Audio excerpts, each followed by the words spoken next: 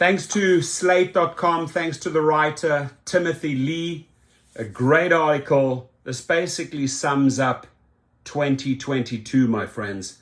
What shocked me the most when I became a Lyft driver for a week, how much passengers were charged, how much I took home, and that somehow this company is still in business, right? If you actually figure that out in 1 week, 7 times 24 hours, and you come to this conclusion, your business smarts are beyond, right? There is just simply no money in Lyft. Very, very little money left in UberX. So you got to really move on. Maybe up your game, become a private driver. Links are below if you want to find out how. But let's go back to the story here. It was a Saturday night before Halloween, and I was ferrying costumed, intoxicated young adults around our nation's capital. Shortly before midnight, I picked up a normally dressed woman in downtown DC. So this is Halloween, not too long ago, who was heading home after a large fundraising dinner at the city's convention center. Demand was off the charts, and my passenger told me that Lyft had charged her $59 for our 6-mile trip to Arlington, Virginia. I was surprised because that was far more money than I'd earned on any of the 24 trips I'd completed so far that week. Remember, he's driving for 1 week. After I dropped her off, the Lyft app revealed my portion of the base fare, $16.52. My passenger added a generous $8.96 tip for total earnings of $25.48. That made it my most lucrative trip that week, but Lyft raked in much more, $42.48.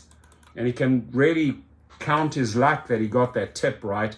A lot had changed since the last time I drove for Lyft as a journalistic experiment in 2014 and wrote about it for Vox. Back then, drivers took home a standard 80% of the passenger's fare, sometimes with tips and bonuses on top. That's the way it should be, right? I mean, it's your car, your maintenance, your fuel. That's the split it should be. And I'm not trying to be funny here, but that's really a realistic split if you are carrying all the expenses, right? So back then, drivers took home a standard 80% of a passenger's fare, sometimes with tips and bonuses on top. Earlier this fall, I decided it was time to embed in the driver's seat for a Lyft. Once again, it turned out that in recent years, the relationship between driver compensation and passenger fares has become complicated, to say the least. After that Saturday night trip, I started asking my passengers how much, and this is what you got to do every single time, how much they paid and comparing it to what I'd earned. The result were all over the map. I had 2 trips where I got more than 80% of the total fare, including tips. I had a couple of others where I earned less than 30%. So right now we're looking at a split of about 80-20, 70-30. And by the way, the 30 or 20 is for the driver, the larger portion for the company. I wrapped up my Lyft driving experiment after a week, having completed 100 rides in 46 hours and earned $1,111.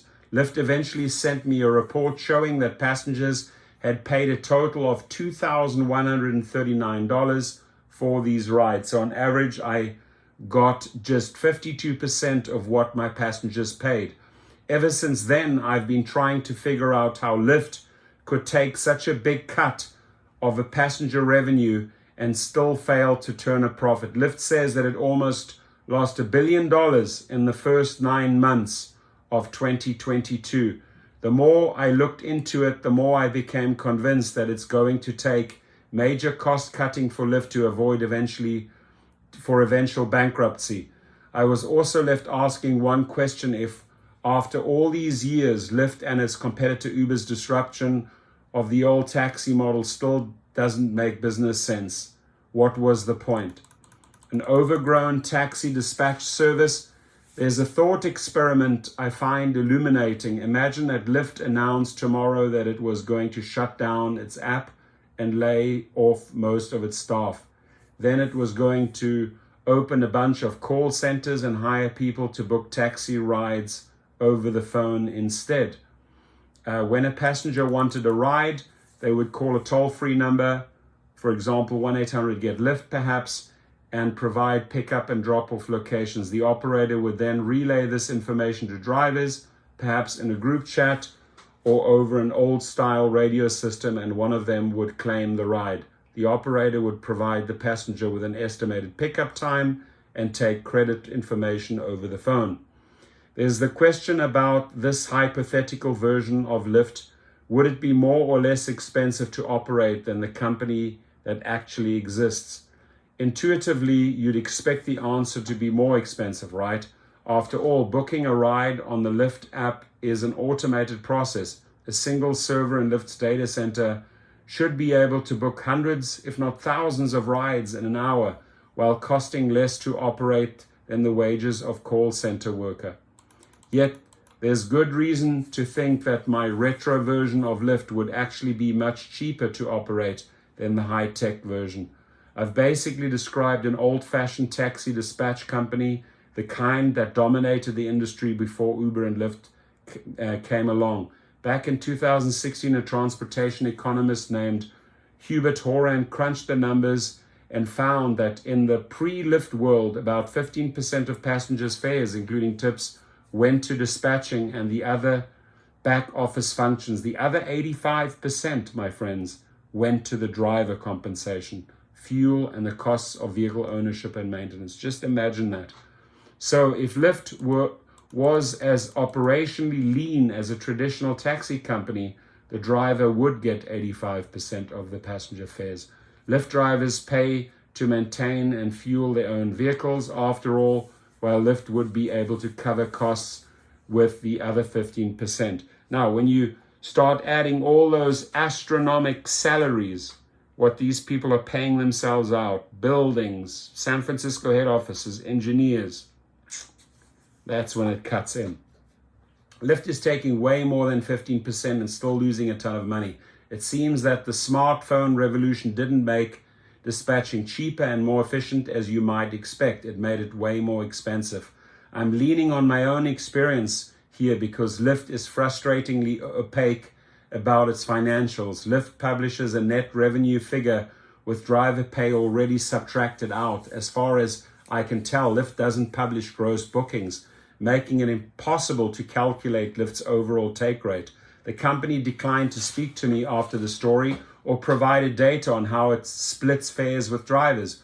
Uber is more transparent. Last quarter, Uber reported ride-hailing revenues of $3.6 billion on gross bookings of $13.4 billion for a take rate of 28%. That's still a large cut than traditional taxi dispatchers take. This is a crappy business. Last month, I argued that rising interest rates were forcing Silicon Valley to undertake a significant culture change.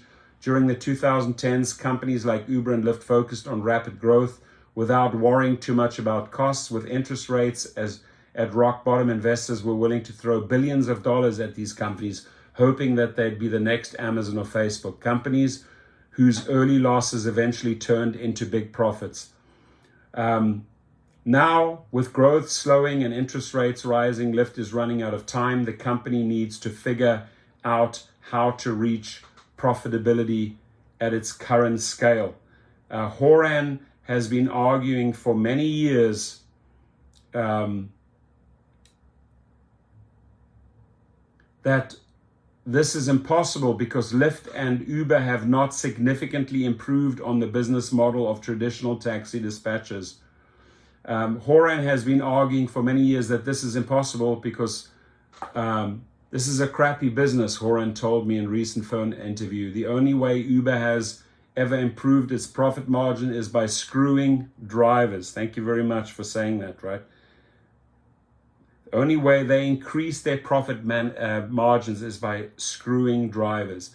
Like any labor-intensive industry, taxi companies face a a basic tug of war between workers and customers. Every dollar of driver income comes out of the pockets of passengers with no real way to raise driver productivity as might happen in a factory. The only way to raise driver income is by charging passengers more money. But most potential riders aren't wealthy, so if you charge them more, you'll get fewer customers. And that is so true. We've been preaching that for years in this channel. Now, I do want to share with you, it's at $10.10, probably the lowest. No, it actually went down to $9.90, right? So it's rock bottom. So I think it's overstating things to say that Uber and Lyft haven't improved on traditional taxis. At a minimum, Uber and Lyft have dramatically improved the reliability of pickups. I'm old enough to remember calling a taxi in the pre-Lyft days and not knowing if it would show up. I think many passengers are willing to pay at least a small premium for that. Lyft software also has some features that boost driver productivity. Because drivers use their personal vehicles, they have the option to head out on the road during periods of peak demand, like Friday and Saturday nights. When I was driving Lyft frequently, I had a new passenger ready for pickup before I'd even dropped off the previous one. At the end of the shift, Lyft has a feature that lets drivers only accept rides that will get them closer to home. This helps to avoid deadheading. In theory, conventional taxi dispatchers could do those last two things, but I bet the combination of large scale and precise GPS coordinates enables Lyft to do it more effectively. So the journey to Maryland, the longest and most interesting trip of my week as a Lyft driver, came on Sunday, October the 30th, around 10 p.m. I picked up a young rapper named Sir EU in DC's Adams Morgan neighborhood, who asked if we could listen to his music on my car speakers. With the music playing, we proceeded to Children's Hospital, where I picked up a second passenger. I'll call Michael, and then we drove south to Maryland, dropping off Sir EU and then continuing to drop off Michael in Waldorf, Maryland, almost an hour's drive south of the hospital.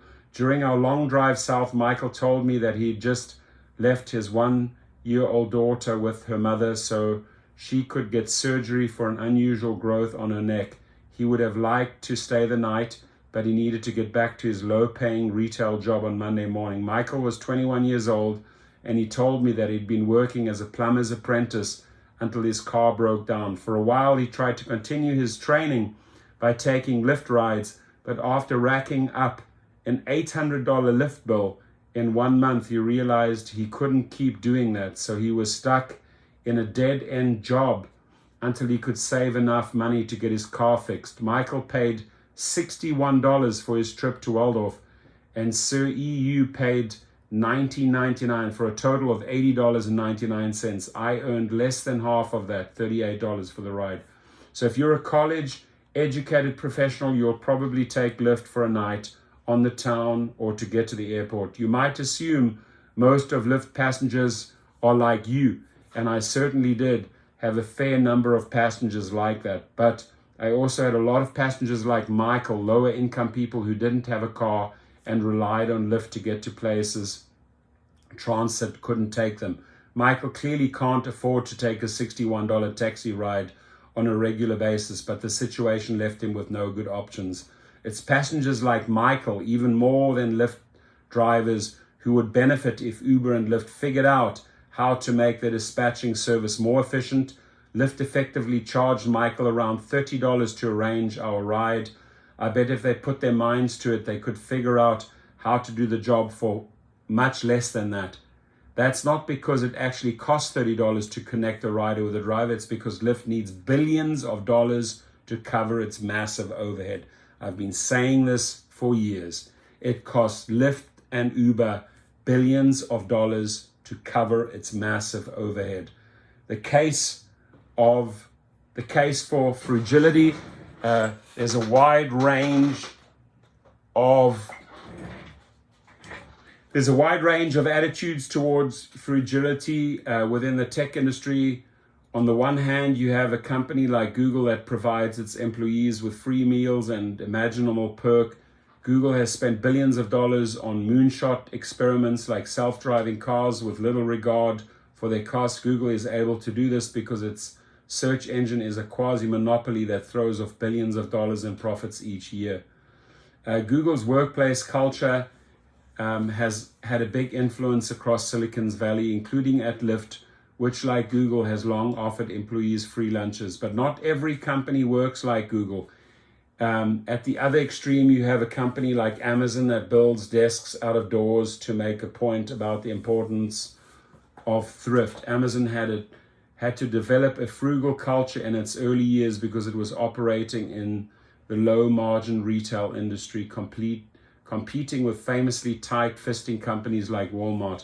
I think a lot of tech companies, including Lyft, could stand to be less like Google and more like Amazon, and that's especially true for a company like Lyft that is like Amazon, operating in a low-margin, labor-intensive industry. So read the entire article. Super fascinating. Great writing by Timothy Lee. And this 1 week experiment is pretty much what every driver is currently experiencing. And it's dead on. It's so accurate, right? He talks about the driver, his experience. He talks about riders that were on his trips. And you can actually relate to this. I can relate to what he is saying. So feel free to comment and have a great day and drive safe.